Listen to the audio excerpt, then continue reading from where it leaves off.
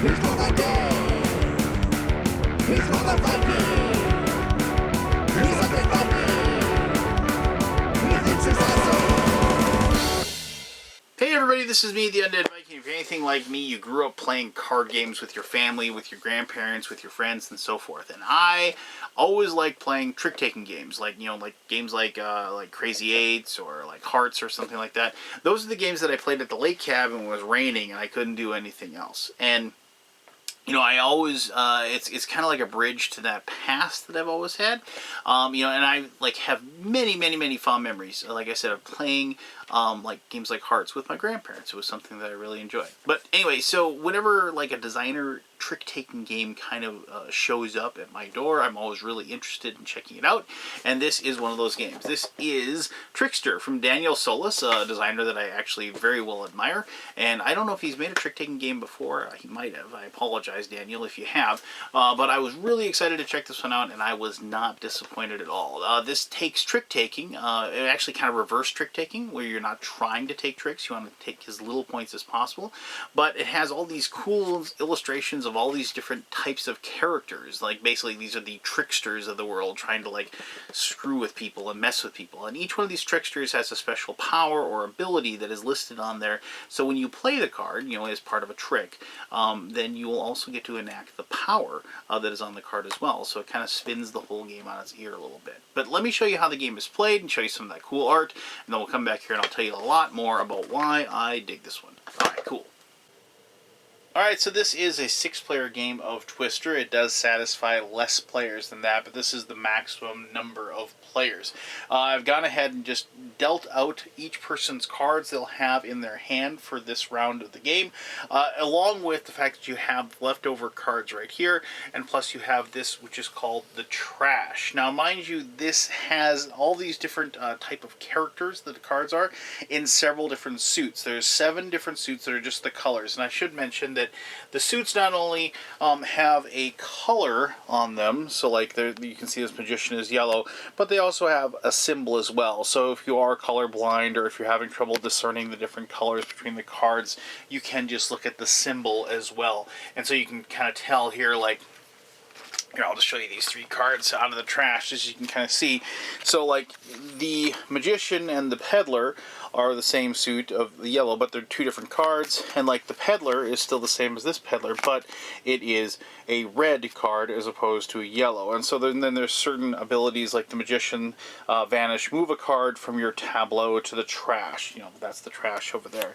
The peddler, barter, swap a secret card from your hand for a secret card from opponent's hand of their choice. And if you also, because the game can be language independent, they have icons over here to denote what all of those abilities are. The trash will have 6 cards in it, regardless to the number of players. However, the number of cards each person gets dealt is different for the number of players. The more players you have, the less cards that you'll have in your hand.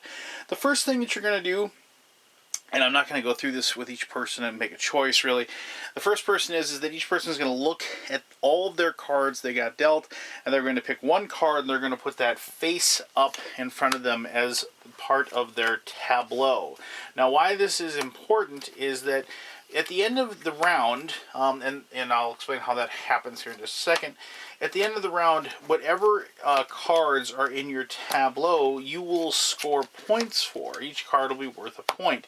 Points are bad. You want to score as few points as possible to not, get, basically to win the game. If you played kind of these, sort of reverse trick-taking games where points are bad, you'll understand exactly what I'm talking about, Game of Hearts, for example. So each person will have that in front of you. Everybody can see that tableau, and I do apologize. This is kind of a small table, so it might not be really indicative. Obviously, this would be much more spread out when the actual game is played. So then determining whoever is the first player. The first player will be randomly chosen the very first time. You can figure that out however you want to. However, then after that, it's whoever busted out the previous hand, basically whoever collected cards, will lead the next round. So the big thing about leading is that you are pretty much safe. You are not going to be in a situation where you're going to be able to take any cards in that situation. But you do set the precedent for the round by leading one of the cards in your hand.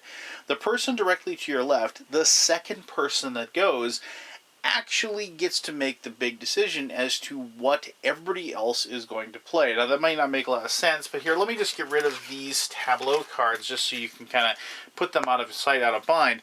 So let's say this is the first player, and let's just look at their cards. And so they're going to look at their cards, and they're going to say, you know, okay, well, I'm going to, like, what card, like, maybe I want to play, you know, my Magician, because that allows you to move a card from my tableau to the trash. It's a pretty good ability. It gets rid of one of your cards. You can get it over there, and I can't score that. So they play that card. Now, if you are able, you have to do the special ability that's under it. If you can't do it, like you had no cards in your tableau, you'd play that, nothing would happen, you'd be fine and all well and dandy.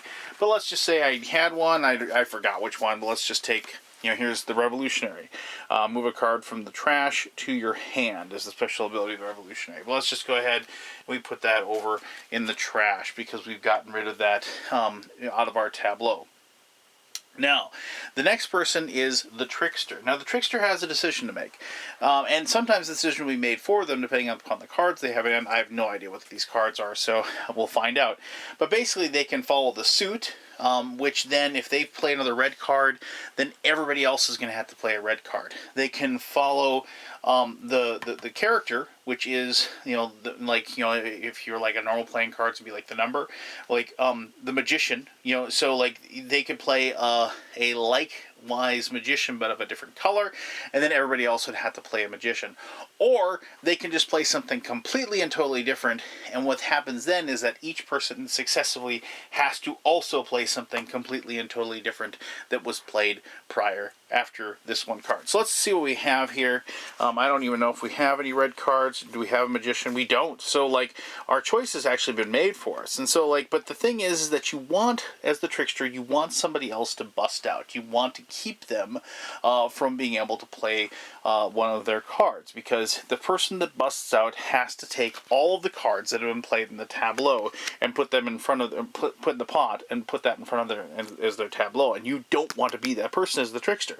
So they're going to look at their cards, they're going to say, well, I have a lot of these guards, so chances are there might be somebody out there that doesn't have a guard. So what they're going to do is they're going to look at this, and they're going to say, okay, well, you know, I only have one Revolutionary, you know, that person just played a Revolutionary over there, so let's take this Revolutionary, we're going to follow up with green, and we're going to follow up with Revolutionary after the Magician.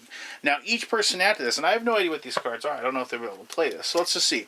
So now they have to play a card that is not a Magician or a Revolutionary, and not green. And so I'm going to look through here. Oh, and also then they'd have to take this action. I'm not going to go through all that here. So they can't play this Revolutionary, even though it's purple, because they can't play this Peddler or this Witness because they're green. They have no red cards. So let's go ahead, and we're going to go ahead and play Guard. So blue Guard. And so, like, let's see if the next person can do something. And so they can play this Yellow Witness. I'm just going to pick one now. And then, so the next person goes. They can't play a blue card, so that's not good. There's a black one, but it's a Magician, so that doesn't work. They can go with this Orange Peddler. So now they can go like that. And now the Trickster's kind of worried because, oh man, this person's probably going to... So Witness? No, they can't play the Witness. Soldier? They can play the black suited soldier. So then they can go ahead and place that down. And now, because everybody was able to follow, the Trickster then has to collect all of those cards and put them in their tableau. And now the next person will go after that. And because, well, I should say the Trickster will be the lead for that one, but then the person to their left will be the Trickster that particular round. And now, if that had busted out early, like, say, like, the fourth person wasn't able to, the other people don't have to play any cards, which can also be bad too, because the round ends as soon as somebody doesn't have any cards in their hand. Basically, when the round begins, there's no cards. There could be other ways that you could lose your card due to special powers that people have as far as their cards go. So you could run out of cards in the middle of a hand, and then then it comes up your turn to go, and you just can't play a card. In which case, then you would also be stuck taking the cards. But when the round begins, if any of the players have 0 cards in their hand, then the round is over. Any cards you still have left in your hand go into your tableau, and then you're going to total up points. Now, normally, when you have your tableau, and I'm just going to pretend like this is this person's tableau, these are the cards that they have. Normally what happens is you're going to get 1 point for each card. And so, like, in this case, there would be, 1, 2, 3, 4, 5, 6, 7, 8, 9, 10, 11, 12 cards, which would be bad, right? However, they have a lot of yellow cards here, and a lot of orange cards as well. So let's just see here. So 4, and then they have 2 green. Now, if you have the most cards of any of the colors, those don't count against you. So, like, if they had more yellow cards than anybody else, they would be fine. Those 4 points wouldn't count. If they somehow, if 3 was enough as far as orange cards go, 3 would not score any points as well. So you might have a situation where you only score these 5. If you tie somebody, if somebody else had 3 orange cards, that isn't good enough. You both then would get those 3 extra points at the end of the game. So you go ahead, you play a certain number of rounds depending upon how you want to go, or you can play to a certain score. Like the first person, if somebody hits 50, that means the person who has the least points at that point will win the game. And then that's it. That's how you win a game of Trickster. I really like these, like the cards that have variable powers on them. I do like the spin on trick-taking games. I mean, obviously trick-taking games are like something I grew up on, which, is something I really enjoy. And I really like the idea behind this one, and I dig it a lot. But let me talk a little bit more about that in my conclusion. Alright, thank you for taking the time to learn how to play Trickster. Trick-taking games, as I said, is part of my childhood, part of the, like that whole genesis of me being a gamer. But, it's if somebody said you want to play Hearts, I'd be kind of like, I don't know. So, like I said, I do like when somebody comes up with a cool brand new idea of taking, something that is very standard, and by standard, I don't mean bad, but I mean just something that, like, it's a good foundation to lay a really awesome game on top of. And, but finding, like, satisfying trick-taking games that, don't really, that have, like, some, meat on the bone or whatever, it's tough to find, and I can think of only a few off the top of my head, and just like that, kind of have that same, ease of use, if you will, or that same, like, when you walk into a zero depth pool, or like it isn't really super complicated, so you can kind of teach the game to anybody how the game goes, but also, like, still maintains, like I said, that meat on the bone, those interesting decisions that kind of figuring out. When I was showing you how that game was played, I mean, like, as that player, you're kind of looking at all the different cards. There's a lot of open knowledge in the game as far as, like, each person's tableau. You can kind of count which cards are available. And I have a couple of friends who are big time card counters. They love to do that, and so games like this really appeal to them because they really enjoy that open knowledge of the game. And I think that's actually a pretty good part of it as well.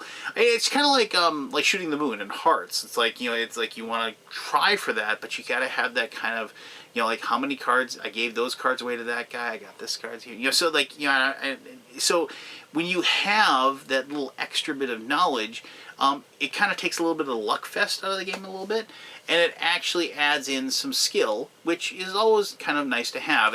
Too often, you're playing games where, like, you might have a clever turn or two and you score like 13 points in some Euro game or whatever, but you don't really feel like you were actually skillful to get to that point. You just had a couple of pieces of the pie kind of slapped together in the perfect right spot, and you just were able to seize upon that opportunity at that moment.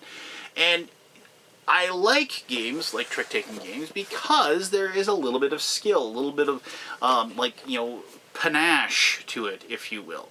So if you are a fan of, like, trick-taking games in general, and you're looking for something to, like, throw in that perfect, going to work and playing games over your lunchtime type of thing, I would really strongly suggest you take a look at this one and see if you think it would fit the bill for you. Like I said, if you're a trick-taking fan, and if you're a designer, like, board game, card game fan, I think this is kind of a no-brainer, and I definitely pick this one up. But there you go. That is Trickster. If you have any questions about it, ask away. I'll be happy to answer those as best as I can.